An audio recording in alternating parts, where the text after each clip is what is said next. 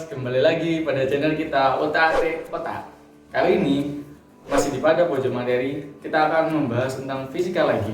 Nah, apa yang akan kita bahas yaitu adalah mikrometer sekrup dan jangkar sorong. Mikrometer sekrup dan jangkar sorong merupakan alat pengukuran pada bidang fisika. Jadi dia memiliki banyak kegunaan pada fisika untuk mengukur panjangnya suatu alat, ketebalan suatu alat, atau diameter dari suatu pipa. Jadi mari kita lanjut ke materinya. Nah, seperti yang pembukaan tadi, kali ini kita akan membahas yang pertama adalah jangkar sorong.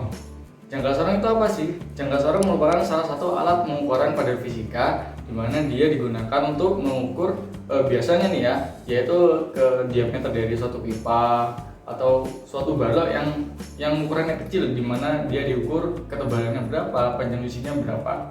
Tentu saja karena keterbatasan itu, jadi dia tidak bisa mengukur sesuatu yang panjang karena dia berbeda dengan garis atau mistar atau rometer. Jadi pada alat pengukuran dari fisika itu memiliki fungsinya masing-masing.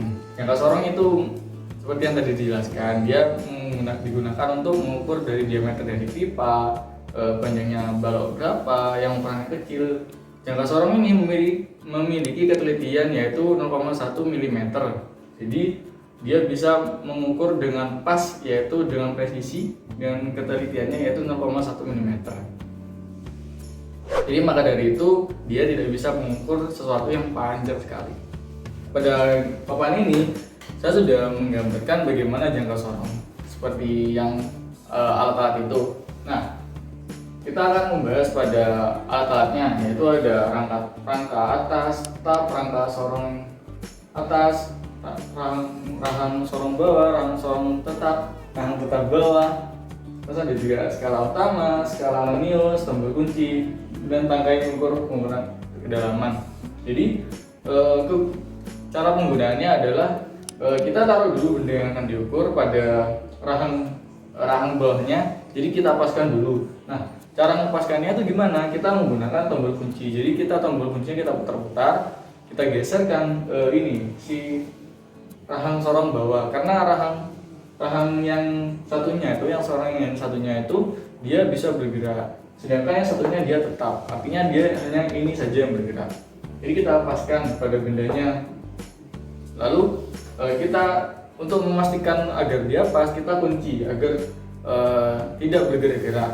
Nah, lalu kita baca ada skala utama dan skala Arrhenius. Apa bedanya? Skala utama dia satuannya adalah cm. Jadi ukuran pada skala utama dia menunjukkan berapa besar dalam satuan cm. Sedangkan skala Arrhenius dia memiliki ukuran yaitu milimeter. Jadi bisa dikatakan 0,1 cm. Jadi dia memiliki ketelitian sesuai yang saya omongkan tadi awal, dia memiliki ketelitian 1 mm karena ada skala Arrheniusnya. Nah, maka dari itu bagaimana cara kita mengetahui berapa ukuran benda yang akan kita ukur? Dari pembacaannya kita harus tahu. Akan saya gambarkan lebih jelas seperti ini.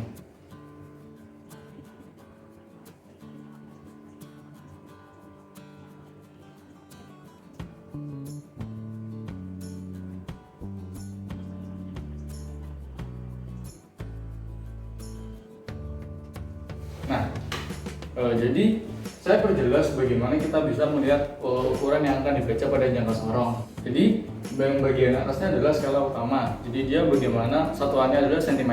Sedangkan yang bawah adalah skala Arrhenius, dia memiliki ketelitian yaitu 1 mm atau 0,1 cm. Nah, cara membacanya bagaimana? Kita lihat seperti ini.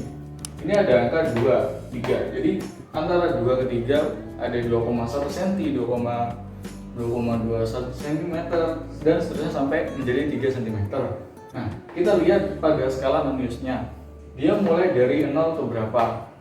Seperti yang kita lihat, dia mulainya dari 2,1. Maka dari itu kita tulis dulu seperti ini. Artinya dia adalah 2,1 cm. Nah, awalnya adalah 2,1 cm. Lalu bagaimana selanjutnya? Kita lihat pada skala Noniusnya dia tepat pada garis dengan skala utamanya tuh berapa. Nah, kita lihat garis-garisnya. Nah, yang paling tepat adalah ini. Saya akan beri tanda.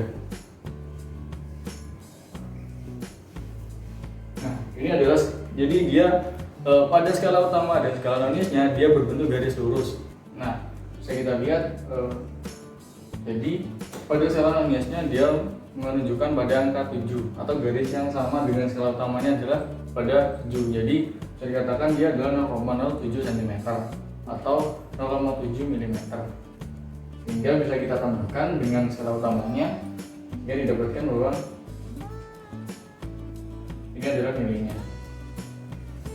Jadi seperti itu. Jadi cara menghitungnya adalah kita perhatikan pada skala utama dan skala Noniusnya.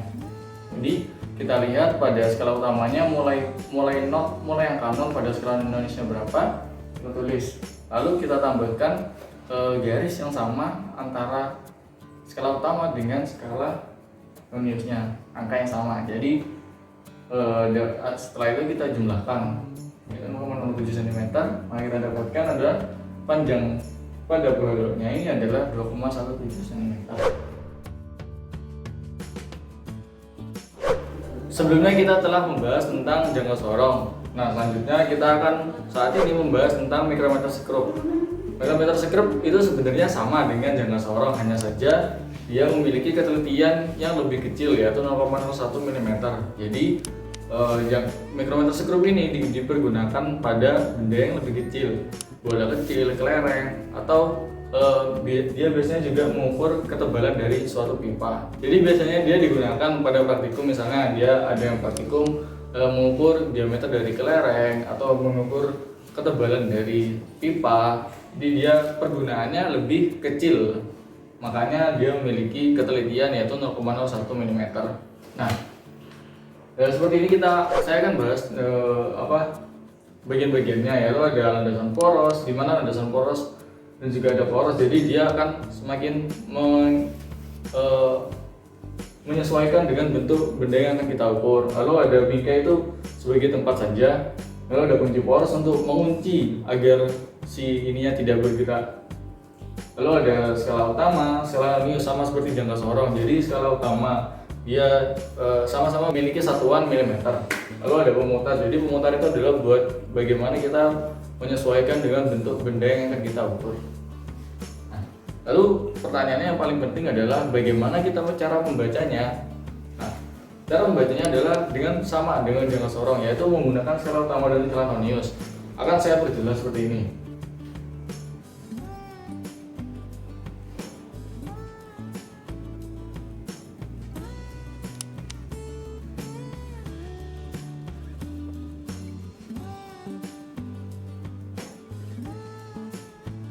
Nah, jadi seperti ini.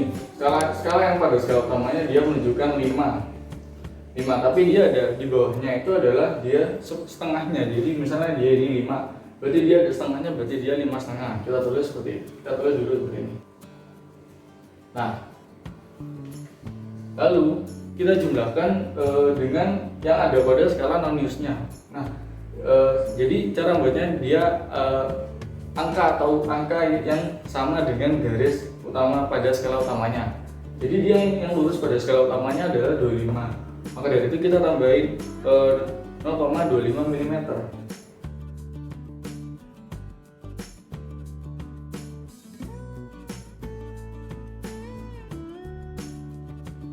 Sehingga kita jumlahkan adalah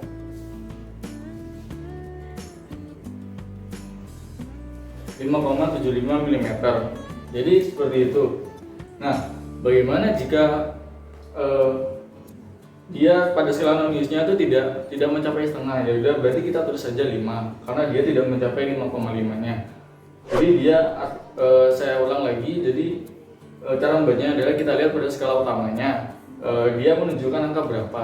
Jadi misal dia menunjukkan angka 5, 4, ya kita tulis 4 atau 5. Lalu kita perhatikan dia menuju setelah sampai pada setengahnya atau 0,5-nya, maka kita tulis juga. Jadi makanya saya tulis ini 5,5 karena dia melebihi setengahnya. Lalu kita jumlahkan dengan yang ada pada skala non-Lewis-nya. Jadi pada skala non-Lewis-nya itu adalah nilai yang sama dan segaris lurus dengan ada pada skala utamanya. Misalnya contohnya ini ada 25, dia garisnya lurus. Oke. Ini dia lurus. Nah, maka dari itu dia akan ditambahkan 0,25. Sehingga jika dijumlahkan maka hasilnya adalah 5,75 mm. Nah, karena itu maka mengapa dia memiliki ketelitian 0,01 mm. Jadi dia dapat menghitung sampai seteliti ini. Jadi begitulah cara menghitung pada mikrometer sekrup atau cara membacanya. Oke, jadi seperti itu teman-teman, kita telah membahas cara membaca yaitu mikrometer sekrup dan jangkar sorong. Jadi semoga teman-teman bisa memahaminya dan juga bisa teman aplikasikan pada sekolah dan juga menyelesaikan permasalahannya, karena permasalahannya itu lebih ke bagaimana cara kita membacanya. Jangan lupa tetap dukung channel kita yaitu Otak Hati Otak dengan cara subscribe channel kita, lalu like dan komen video kita, dan share juga video kita ke seluruh media sosial kalian. Dan juga tunggu video kita yang lain-lainnya karena banyak sekali video yang akan ada pada kedepannya. Dan juga teman-teman jangan lupa untuk kunjungi website kita yaitu otahatiotak.com, dan juga teman-teman bisa baca artikelnya, bisa mainkan kuisnya di sana. Salam dari Sabang, sampai Merauke.